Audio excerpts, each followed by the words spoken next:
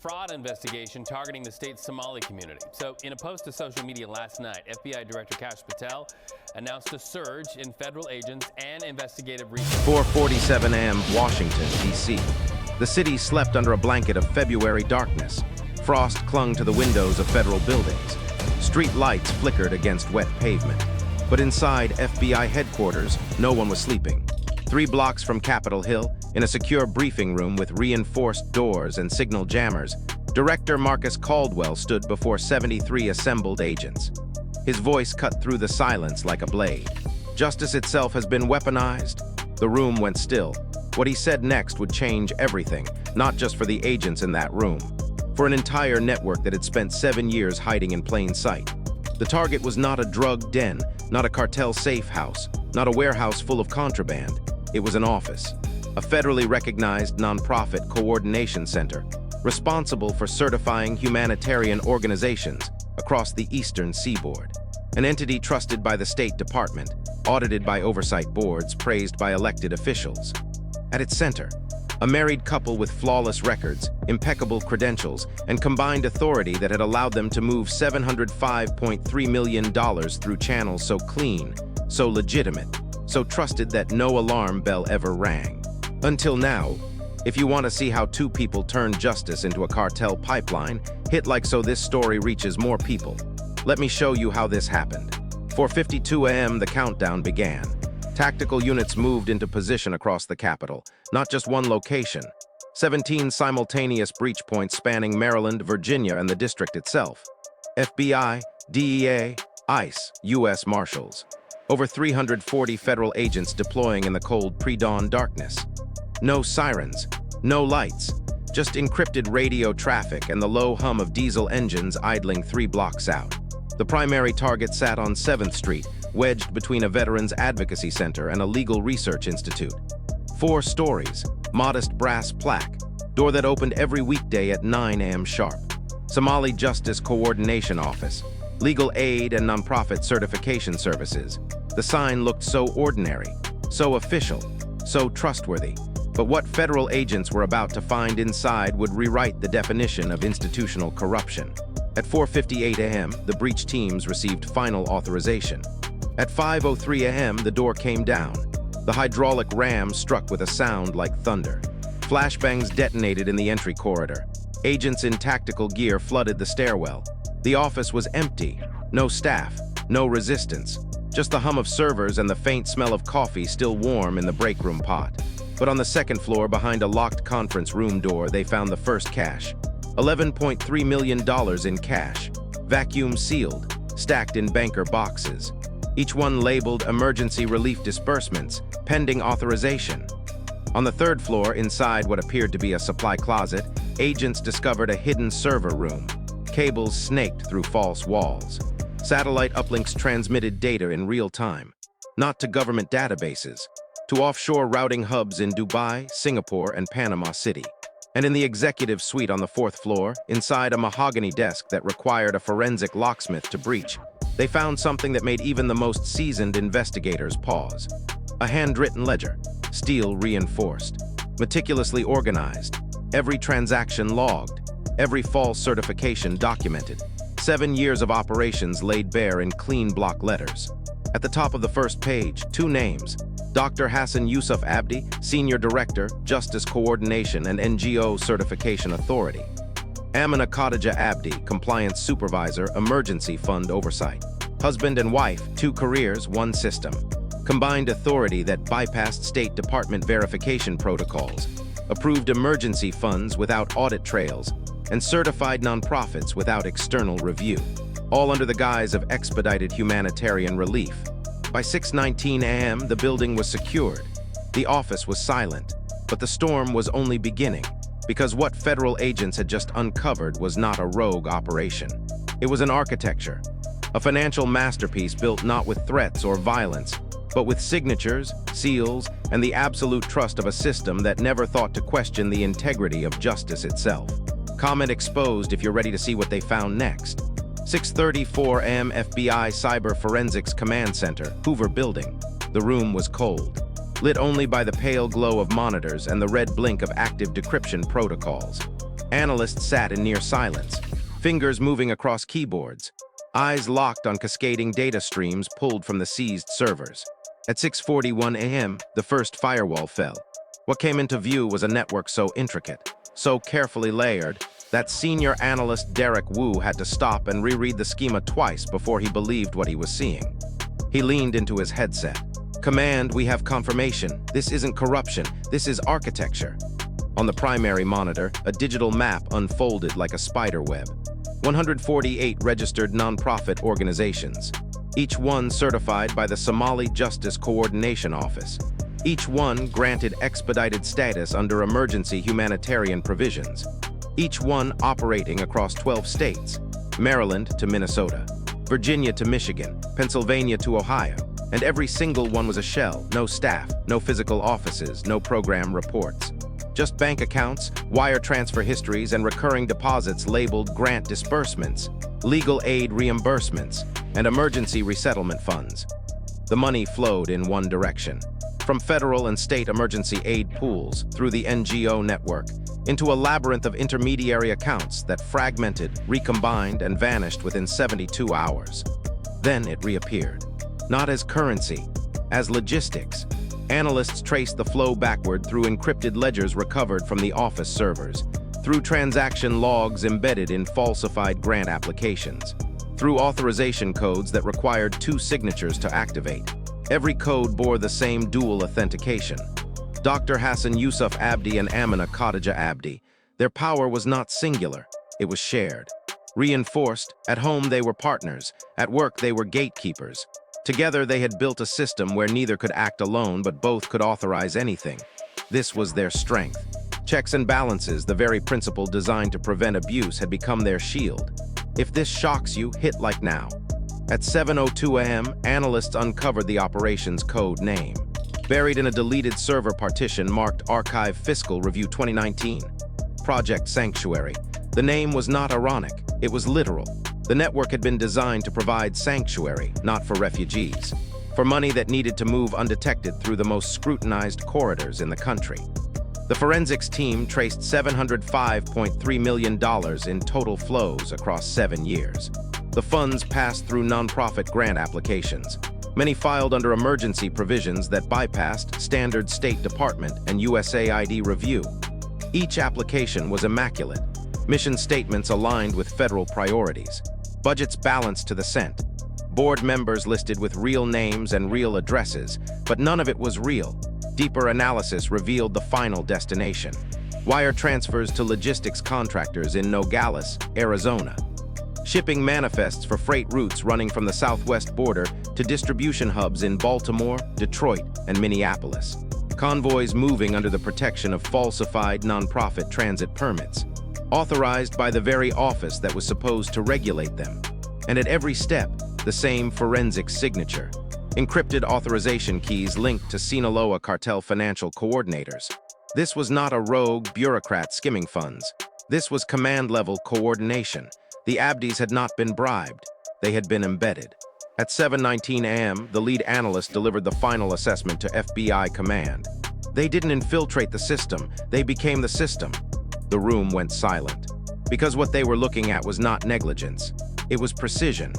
The couple had turned justice coordination into cartel logistics, and they had done it with nothing more than flawless paperwork, lawful approvals, and the absolute trust of a system that never thought to doubt them. This was not a crime hidden in shadows. It was a crime hidden in order. Type yes if you're ready to see what happened next. 7:48 a.m. Joint Federal Operations Command, undisclosed location. The digital map on the main screen pulsed with red markers. Not just Washington, D.C. Not just one office. Across the eastern seaboard, from Maryland to Michigan, over 73 locations lit up in synchronized precision. Each one had been flagged by forensic accountants over the last 4 hours. NGO offices, resettlement centers, legal aid clinics, storage facilities registered under nonprofit tax IDs. Every single one tied to Project Sanctuary. At 7:51 a.m., FBI Director Caldwell gave the order. Execute the sweep, all targets, simultaneous breach. No warnings. The mission was codenamed Operation Shattered Trust. Within minutes, over 1,100 federal agents mobilized across 6 states. FBI, DEA, ICE, SWAT teams in armored vehicles. Black Hawk helicopters lifted off from staging areas near Joint Base Andrews, their rotors slicing through the cold morning air. Naval assets moved into position along the Chesapeake Bay to intercept any attempted maritime escapes. This was not a raid. This was a siege. At 8:03 a.m., the first breach occurred in Baltimore, Maryland, a legal aid nonprofit office on the 3rd floor of a downtown commercial building. Agents entered with warrants in hand. The office was abandoned, desks cleared, computers wiped. But behind a false wall in the storage closet, they found what the occupants couldn't carry: $18.7 million in bundled cash, and a steel filing cabinet containing handwritten ledgers identical in format to the one seized in D.C. At 8:11 a.m., agents hit a resettlement coordination center in Detroit, Michigan. The front was immaculate: pamphlets in 6 languages, intake forms, children's toys in the waiting area. The back office was a different story. Servers were still warm. Encrypted phones lay smashed on the floor. And in a locked basement storage unit, agents discovered 940 kilograms of cocaine. Vacuum-sealed, stacked in shipping crates labeled educational materials, diplomatic exemption.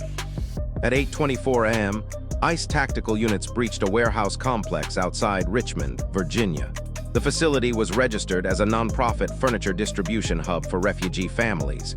Inside, they found no furniture. What they found were 2.1 million fentanyl pills, pressed and packaged in industrial quantities, bearing cartel stamps identical to seizures made along the Arizona border 6 months earlier. Resistance was sporadic but real. At a logistics office in Silver Spring, Maryland, 2 armed men attempted to flee through a rear loading dock. Agents deployed spike strips, intercepted both suspects within 4 blocks. Inside their vehicle, $6.2 million in cash and encrypted hard drives still connected to Live Network streams. At a nonprofit headquarters in Philadelphia, guards attempted to barricade the main entrance and destroy computer equipment. Federal units breached through secondary fire exits, while cyber forensics agents remotely mirrored the servers before they could be wiped. The firefight lasted 9 minutes. 2 suspects were wounded. No agents were killed. By 9:07 a.m., the scale of the operation became undeniable. Across 6 states, federal teams had seized $287 million in cash and frozen accounts, 4.8 tons of narcotics, including cocaine, heroin, and fentanyl, 19 server farms containing financial records dating back to 2017, 63 vehicles, many modified with concealed compartments, 94 suspects detained, including nonprofit directors, compliance officers, logistics coordinators, and armed security contractors. But the most devastating discovery came at 9:34 a.m., when analysts at FBI headquarters completed the first-pass reconstruction of the full financial web. Project Sanctuary had not been confined to the United States. Wire transfer logs revealed connections to logistics hubs in Tijuana, shell corporations in Panama, and freight coordinators in West Africa. The network had moved narcotics, cash, and falsified legal documents across 3 continents, using nonprofit transit permits and diplomatic carriage exemptions to bypass customs inspections at U.S. ports of entry. The operation had turned refugee resettlement into a smuggling corridor, legal aid into money laundering, justice coordination into cartel command infrastructure. At 9:41 a.m., DEA command issued a revised threat assessment. This network processed more narcotics logistics in 7 years than the last 4 major cartel operations combined. The underworld had taken a blow it would not recover from for years. But the real question was not how much had been seized. It was how much had already moved, and how long it had been moving under the protection of a system designed to help the most vulnerable people on Earth. Share this video so more people understand what happened. 10:52 a.m. Federal Detention Facility, Washington, D.C. The interrogation rooms filled quickly. Suspects were separated, processed, and isolated. No communication, no coordination, just silence and the slow, grinding pressure of evidence that could not be denied. But as investigators pressed forward, a new pattern emerged, one that made even the hardest agents pause. The network had not just corrupted civilians, it had penetrated law enforcement itself. At 11:03 a.m., Forensic accountants cross-referenced the seized financial logs with federal employee records. The matches were immediate and damning. 12 ICE border inspectors had received recurring deposits from shell accounts tied to Project Sanctuary. Amounts ranged from $8,000 to $35,000 per month, disguised as consulting fees, legal retainers, or nonprofit board stipends.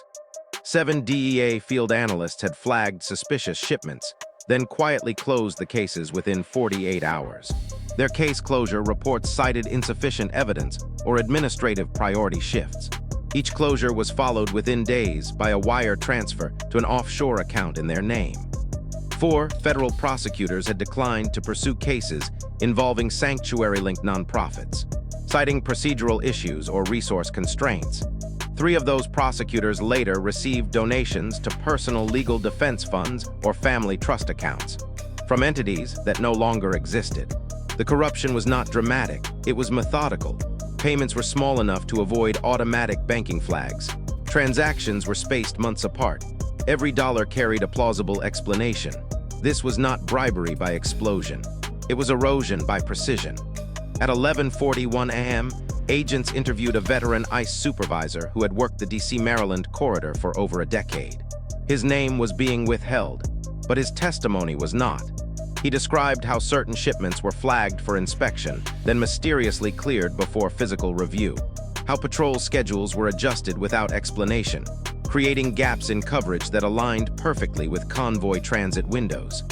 How internal audit requests were delayed, rerouted, or quietly archived. "I raised it twice," he said, his voice flat. "Both times I was told it was a staffing issue, a budget issue, a priority issue. After a while you stop asking, because asking makes you the problem." This was the second crime, not the money. Not the drugs, the silence.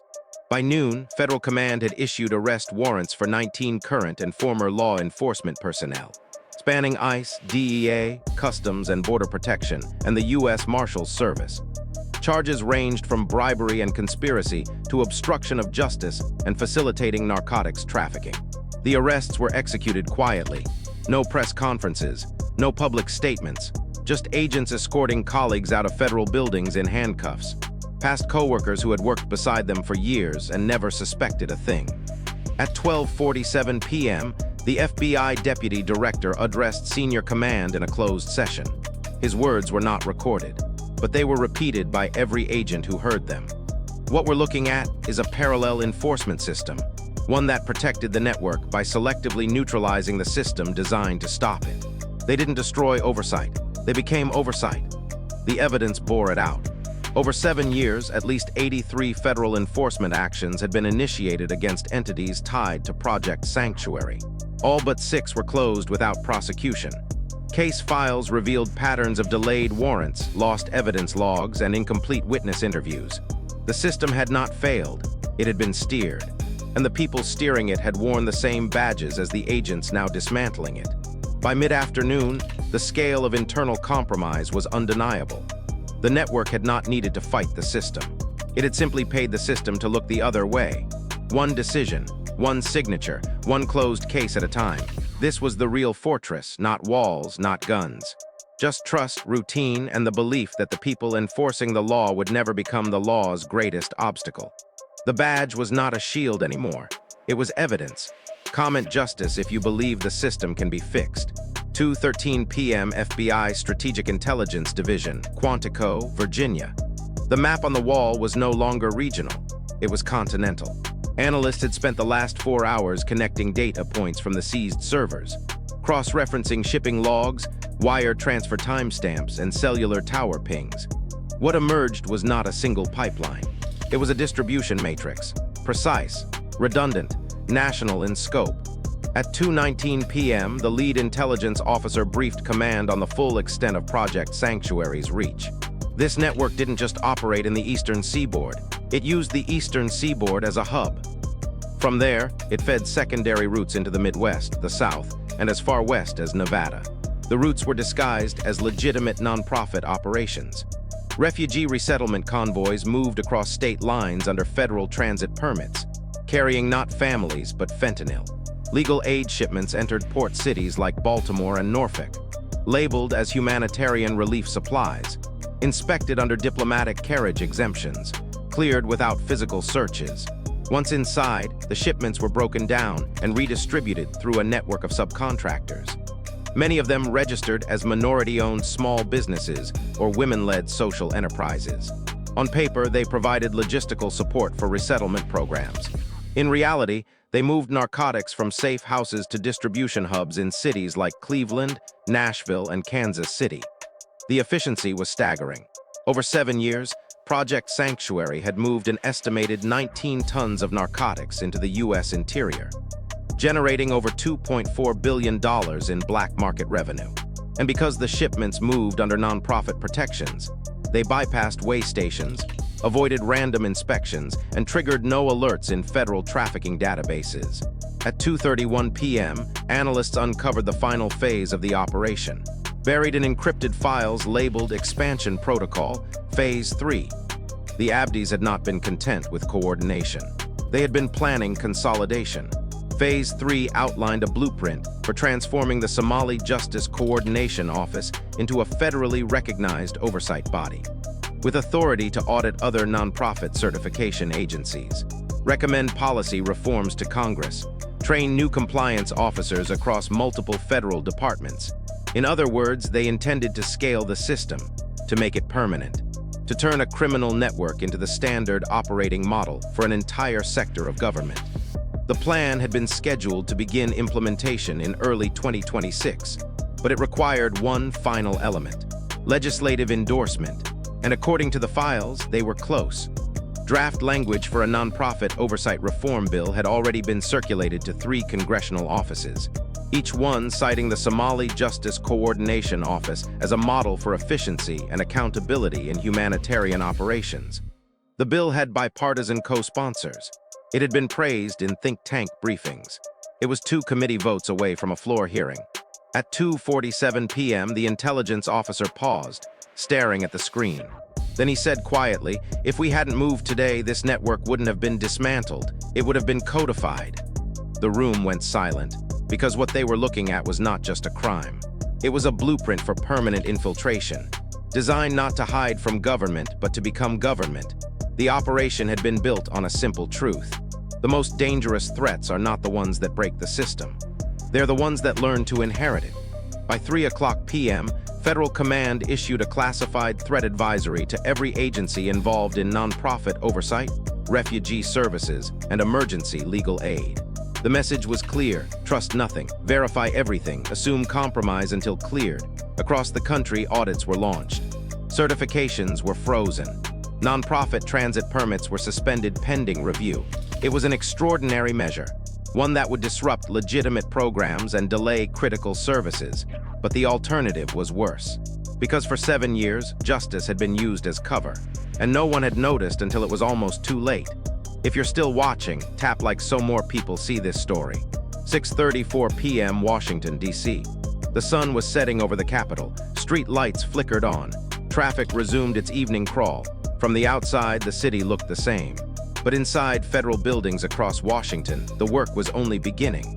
At 6:41 p.m., FBI Command released the final operational summary. The numbers were overwhelming. $705.3 million seized or frozen. 4.8 tons of narcotics removed from circulation. 148 shell nonprofits identified and decertified. 94 suspects in custody, including the Abdis. 19 federal law enforcement personnel arrested for corruption and obstruction. Over 1,200 fraudulent transactions traced and flagged for audit. But those numbers told only part of the story.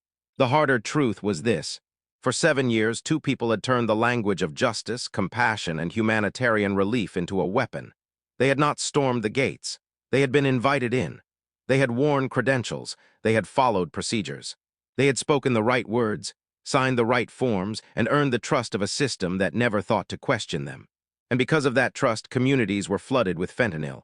Families were destroyed. Lives were lost, not in a single day, but slowly, invisibly, through a pipeline that looked like charity. This is the cost of silence, the cost of routine, the cost of assuming that order means safety. What Project Sanctuary revealed is that power does not always need violence.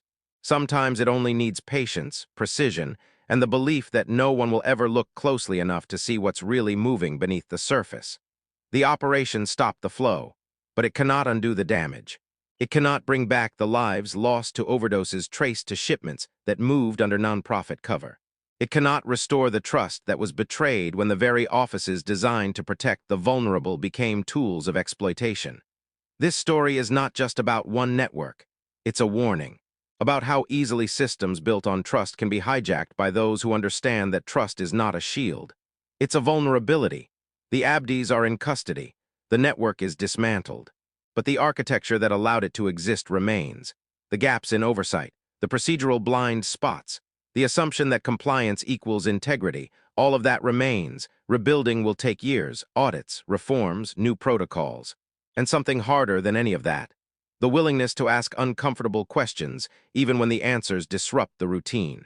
If you're still watching, comment accountability so this story reaches more people. Share it, talk about it. Because the only way to prevent this from happening again is to remember that oversight is not optional. Vigilance is not paranoia. And trust, real trust, is earned by transparency, not credentials. Systems are only as strong as the people willing to question them. And silence, no matter how comfortable, is never neutral. It's always a choice, and it always has a cost. Hit subscribe if you want to see more stories that expose the truth, because this is only the beginning. The fight continues.